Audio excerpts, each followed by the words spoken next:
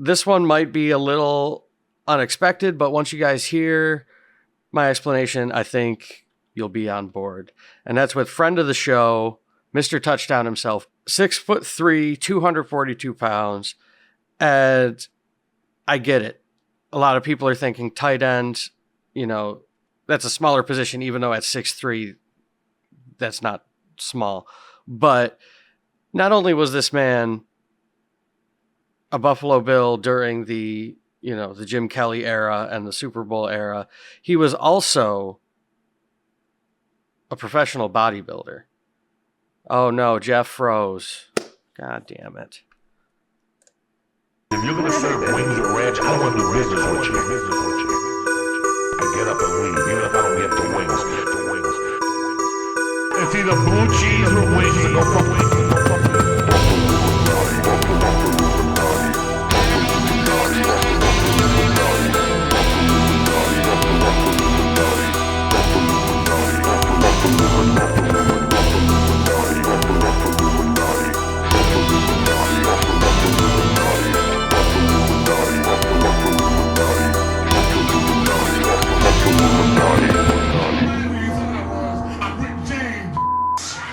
That's right, never mind who you thought it was. This is the Buffalluminati Podcast, your keeper of Buffalo secrets. We got a great episode for you today, but first, make sure you hit that like and subscribe.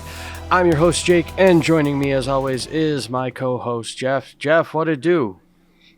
It do like it always do, my brother. Like I always say, women lie, men lie. But numbers don't lie, my guy. That's true. And according to our numbers right now, at least on the Lex episode, we're stars. We're taking meteor showers, and we just got a great response to that video. A lot of views, people actually commenting, giving us stuff to talk about, and being part of the conversation. We appreciate you for it. And if you're new to the channel, because I know we got some new subscribers as well, welcome. And welcome to the Buffalluminati and to the upper echelon of the good neighbors.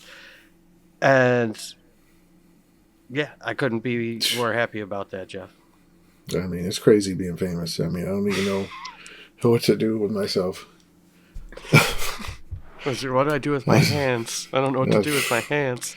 I mean, the pressure is on now. I mean, that's true. So many more eyes. Exactly. And, with that, we got to keep up with all these viral trends and all the latest and greatest in technology and podcasting. We do our best. And I did come across a meme today that apparently over like the last 24 hours has been taking the internet by storm. And it's one of those debates that everybody has an opinion on.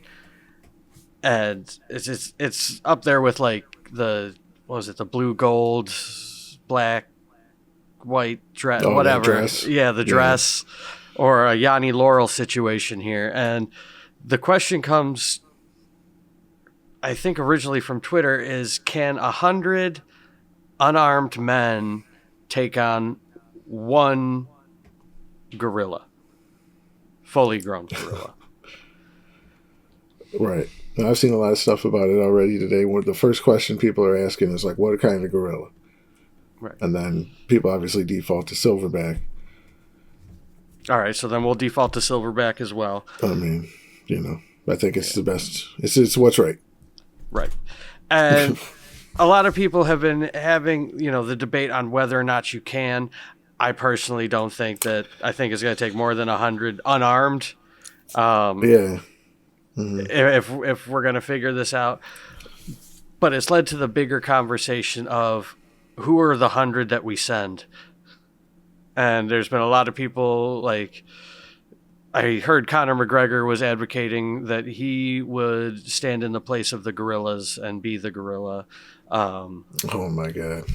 Whereas others, are just like, hey, send me. One of the best arguments I heard for the gorilla, though, was like only so many guys are going to get to the gorilla at one time, because you're talking no weapons, hand-to-hand combat essentially. So you're talking maybe max 10 guys, but really probably like 7, 8 guys at a time actually interacting with the gorilla. So, right. PETA came out with a thing about this, because Mr. Beast apparently tweeted about it, which, anything that he tweets is going to get a lot of buzz. So PETA was like, how about 100 reasons not to hurt a gorilla? And it's like, we're not actually going to attack a gorilla here. It's like they try so hard to be unlikable. I feel like yeah. They're like, they looked at that, they were like, what's the douchiest way we could respond? If we're just so cringe that we always go viral for our responses, we're always in the news. Yeah, but it's not in a good way. Yeah, well, you know what they say. And so with this whole philosophical question in mind, we'll let people argue over whether or not the 100 can do it. But being that this past weekend we had the NFL draft, I thought we could draft 10 Bills players to send in the 100. And the rules I'm putting on this are any Bills player of any era, any position, living or dead currently. And we're just going to say that we're going to send them in their peak athletic form. So why don't we dive right in? Jeff, how are we figuring out who picks out the first? Who gets the first draft pick?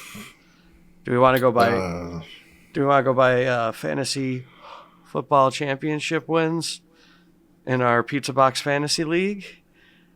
Do we want to flip a coin? I don't like that first option for obvious reasons, because everybody in our league is cheating and colluding against me every year, and I don't understand why. It's tough. It's tough to run a league and to have your homies in and to put all that work in and then to get hoed every year. But yeah, no, I don't know. How do I know you won't cheat on the coin flip? Tell you what, I'm just going to let you take it since you're so dejected and the fix is in your own league and you can't prevent it. So everything's a scam, brother. Okay, even my own fantasy league, it's a scam. Uh-oh, Jeff. That sound means the pick is in.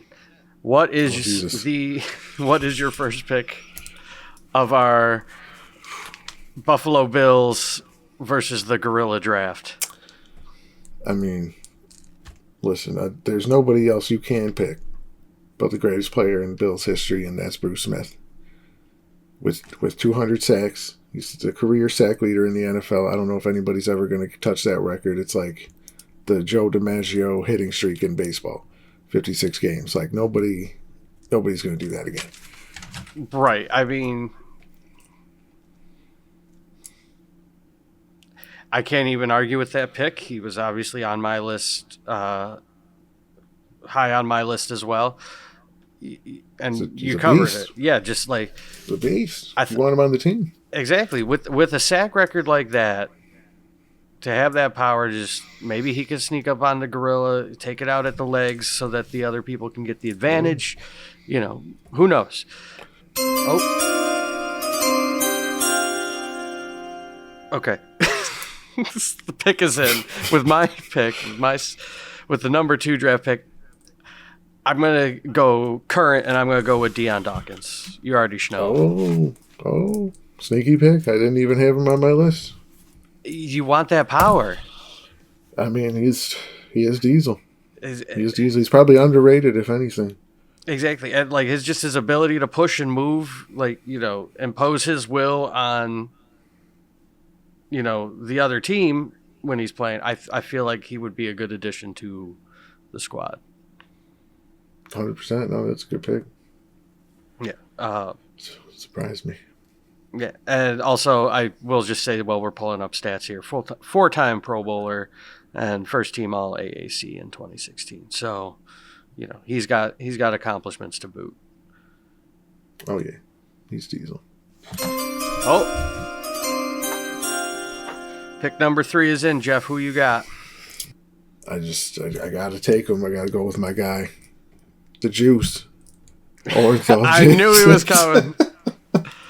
I gotta get him on the roster if we're going up against the gorilla. Or against anybody. I don't care. I want him on my team. You really do need a killer mentality on your squad, and I feel like OJ brings that. And also just the speed alone for, 2,000 rushing yards. Not only do you have to be a smart player, but you got to be fast. 14 games. Right. 14 games. And I purposely put him towards the bottom of my list because I knew that you were going to take. I was like, I got to let Jeff have his guy. 2, 1. Clappity clap, the clap, chicken.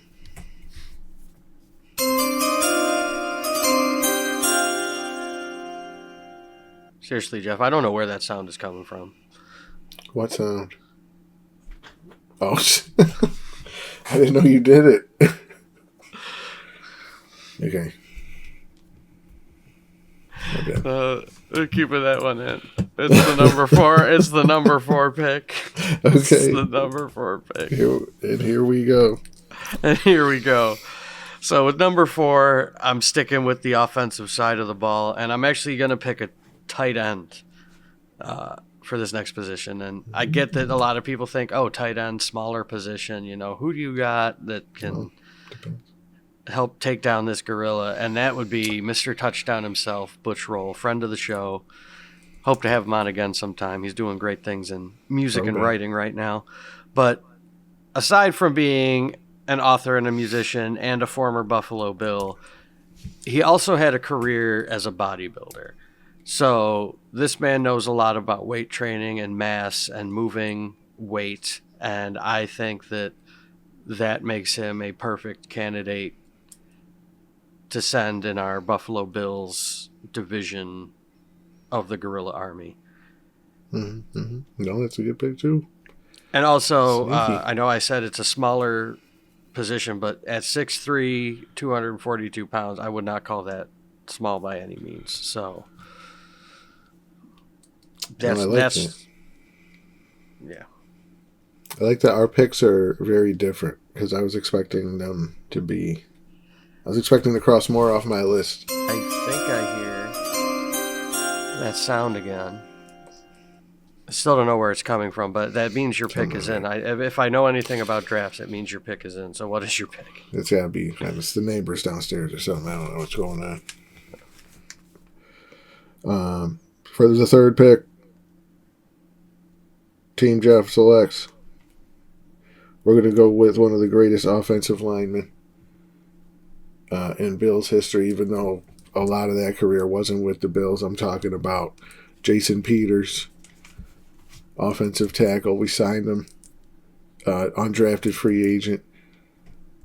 Friggin' tight end, converted to right tackle, later switched to left tackle, becomes one of the best left tackles, the best left tackle in football for years, even though a lot of those years weren't with the Bills.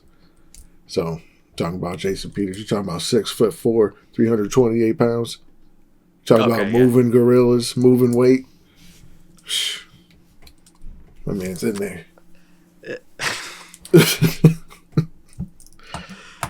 Tell you what, that's Deion. You're talking about Deion Dawkins. Very similar. Yeah, Guy's gonna move stuff. Cause what did you say? 6'4", 328. Yeah. Yeah, and Deion Dawkins at 6'5", 320. Like they're all, very similar. So I could see, you got two guys like that just leading the charge. Imagine we had them at the same time. Oh man. Nope. There it is again. It's not the wind.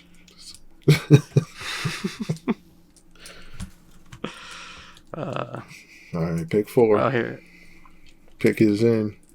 No, this is pick 5 or 6. This is pick 6. This is my third. Well, pick 4 for you.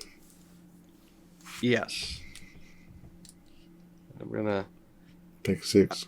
I gotta do the pick 7, actually. Hey, I'm local celebrity and I'm here to read the pick. What's up, Buffalo? Yeah. Oh, shoot. Make sure you go see my new movie coming out on streaming service 1. That's my favorite one. Let's go Buffalo, let's go Wings. And with my fourth pick, we're getting down to the wire here. Staying on the offensive side of the ball, we're going to go with Kent Hull. 6'5", 278, center. Yeah, go Buffalo. We'll see y'all later. Whoa. Are you Josh Potter?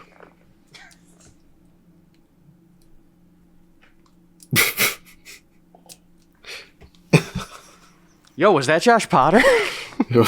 I'm pretty sure it was. Wow. Okay. I'm so glad he stopped by. I know he's your favorite local radio DJ. Throwback. We didn't really go over the why here. Yeah, talk the guy up. Yeah. So,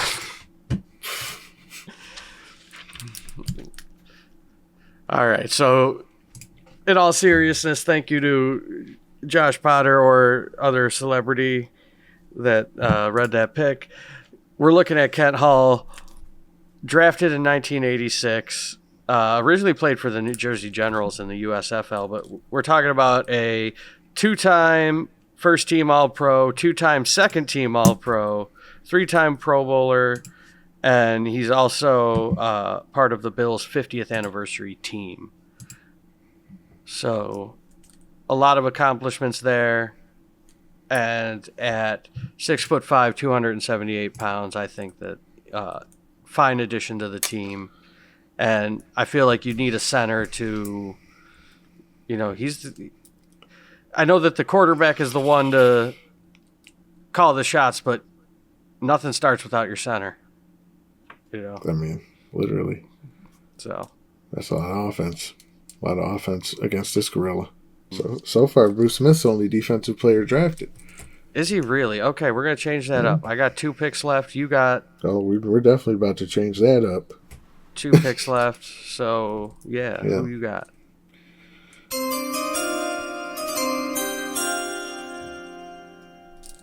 Okay, who you got? Who you got? Show me what you got. That one. Well, yeah, like we were just saying, so Bruce Smith's the only defensive player. I'm going to have to take another defensive player. I'm going to go with fan favorite, our big guy, Kyle Williams. In the number 4 spot. Heck yes, he was on my list. That's another one I will cross off. He was higher up on my list, but I made some changes. A lot of these, could there be better picks? Physically, maybe. I don't know. I'm talking about guys who are moving bodies, guys who are getting to the quarterback, and guys who are slicing up defenses are making up my team so far. Right now, I feel like we're attacking this gorilla at all angles, and we might not get beat so bad. I like your enthusiasm and your faith in our organization so far. To damn Silverback, man. It is. It's tough. But also consider that there's 90 other, True. Let's consider the other teams are also sending their best. We're going to have, William the Refrigerator Perry and others, I'm sure. All right. Okay, Jeff. So with my 4th pick and the 8th overall pick in this draft, I select Tom Sestak, defensive tackle, 1962. Holy cow. But you were talking about a 2-time AFL champion, 3-time first-team All-AFL, 4-time AFL All-Star, the AFL sacks leader in 1964, also on the Bills' 50th anniversary team, and the AFL all-time team. So he was a football juggernaut. Actually died in Buffalo in 1987, so he got here and stayed, which I also appreciate. Yep. from Gonzales, Texas. So who knows wherever the hell that is. So, it's down there. Oh. All right, Jeff, how are you rounding out with the 9th pick of the draft? Are you going to round it out? Finishing my team off with a bit of a surprise pick, sneaky pick. I don't know if anybody's going to see this one coming. A lot of people probably don't know this guy's name, don't know that he played for the Bills. I got a lot of names on this list that maybe could go ahead of him. But I got to go with my guy. He was a linebacker in the NFL, and great linebacker in college. Went on, didn't have the best NFL career, but he did go on to be a professional wrestler. And I'm talking about my guy, the alpha male, Monty Brown. Coming in, you're talking about 6'2", 265 pounds. And with that finishing move, the pounce, he comes off the ropes and he's like, blah, blows you up. You hit the gorilla with that, it's over. We might have a shot. We might have a shot with Monty.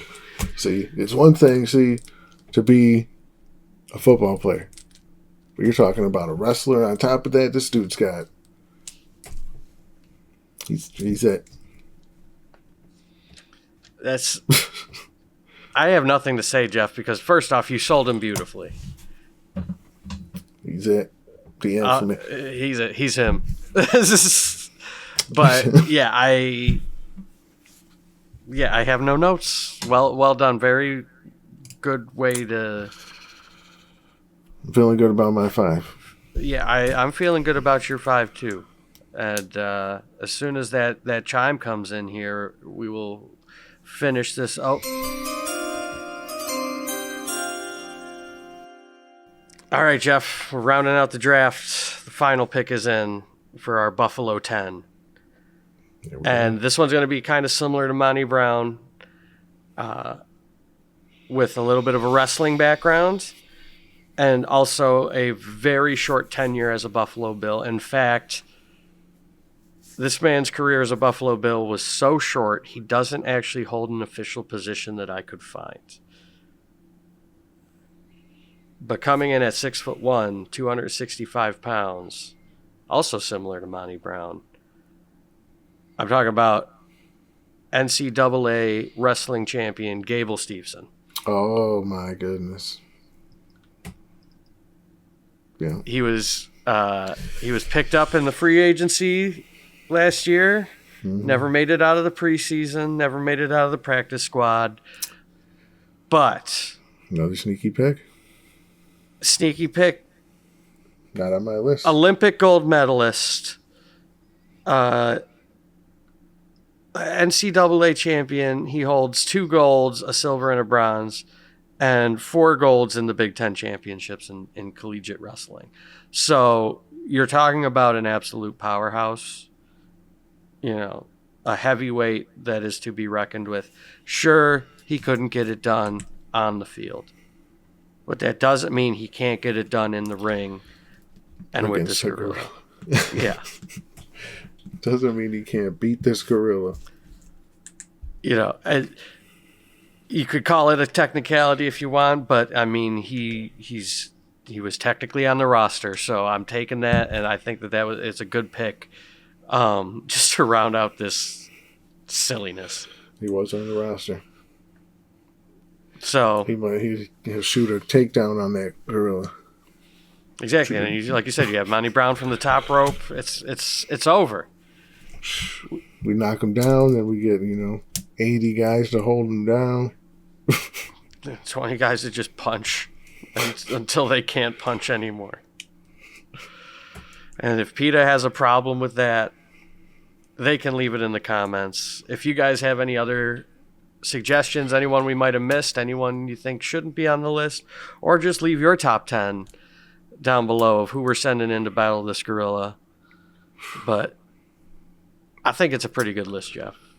I hope our viewers learned something today.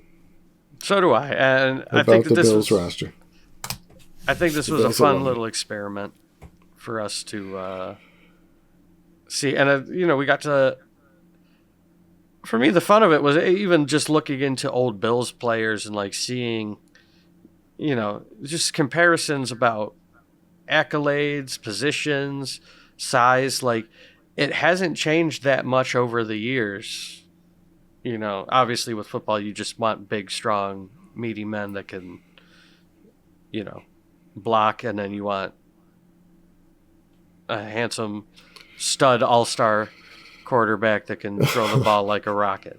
And yeah, we didn't send Josh Allen in here. We're not sending our little baby boy in there. We love him and we want him to be safe. So yeah, no, never. Josh Allen gets to sit this one out as the MVP. We need our first ballot Hall of Fame quarterback to sit this one out. Exactly. He's the only one we got. Even though he wants to be, he wants to be in there. He wants to be in there against the gorilla. Oh, he wants. I think the problem with him is that he would just hurdle the gorilla and then just keep running, like. Oh yeah. Not away from the fight, like cowardly, but just like his sight's always on the end zone. I feel like he'd score a touchdown on that gorilla, no doubt. Any day of the week. It's all 7. I think that's gonna just about do it here for the Buffalo versus the gorilla draft. We did it. This was crazy and fun. I had fun with this one. Thank you guys for watching. Leave your suggestions down below. Hit that like and subscribe button. And make sure that no matter how many gorillas you're fighting, you're a good neighbor today. This has been the Buffalluminati Podcast. We'll catch you on the next one.